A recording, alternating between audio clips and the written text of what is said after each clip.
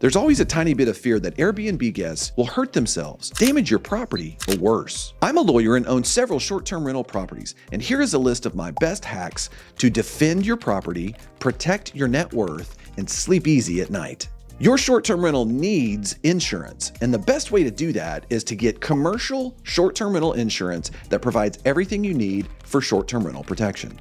At a minimum, you need $1 to $2 million in premises liability protection. Why? Because this protects you from a personal injury lawsuit. What if somebody slips and falls? What if there's a swimming pool accident? The thing you need to make sure you're protected is that you have good insurance coverage so that if there is a greedy attorney that brings a lawsuit against you, you know you can be protected by having $1 to $2 million cushion to help you in the event of a lawsuit. You also need an all-risk dwelling coverage policy in the event you suffer a total loss. What if somebody comes and stays at one of your short-term rentals, and as they go into your backyard and they start to use your grill, what if they catch the entire cabin on fire? Next thing you know, you have to rebuild the entire short-term rental, but now you have this gap of coverage between what you're insured for and what the actual inflated costs are for a rebuild. You also need loss of income coverage to protect you in the event your property is unable to be rented due to guest damage.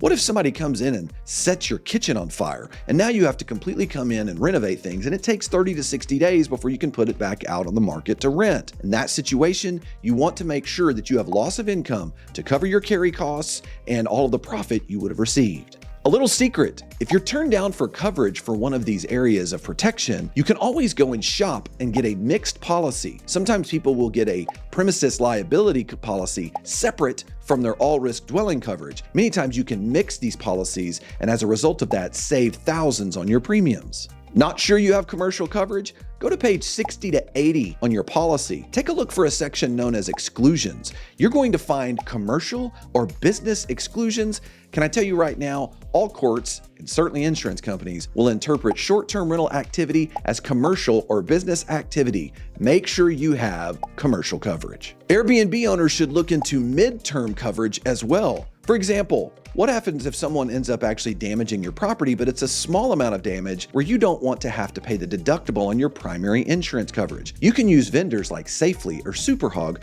who provide you an alternative for a small amount per stay. You can get that mid-range coverage that allows you to get quickly reimbursed and fix your property for the next day.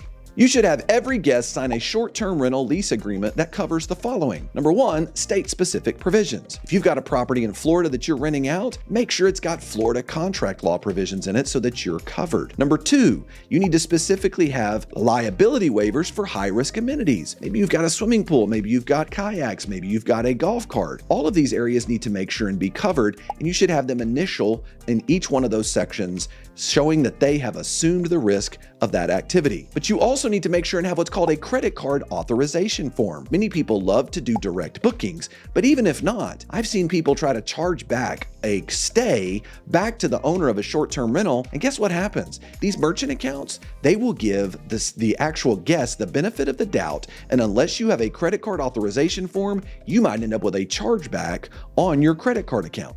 An added bonus, it's not a violation of Airbnb or VRBO's terms of service to request a guest to provide an email address so that they can sign a short-term rental agreement. By doing this, you also get to gather each individual person's email address, and now you can actually remarket to them and offer special discounts to the best 5-star guests that you've had. This is a great way to kickstart your marketing. I used to sue short-term rental owners, and you definitely need an LLC. You definitely want to place the property within an LLC so that you separate your ownership from the control of the asset. By doing this, you make yourself a much smaller target and much less likely to get sued by a guest. In addition to that, you want to make sure that you set up your LLC in the most beneficial way for tax purposes. And doing this, it allows you to maintain your asset protection and still maintain your tax benefits as well. If you can close in an LLC, because by closing in an LLC, you're able to avoid 2 big consequences. The due on sale clause relates to your mortgage, and the real estate transfer tax that most states will put upon you if you do not close in an LLC. LLCs are a great start for a short-term rental portfolio, but as you continue to grow your net worth, you really need to consider using a holding company strategy to provide you more protection.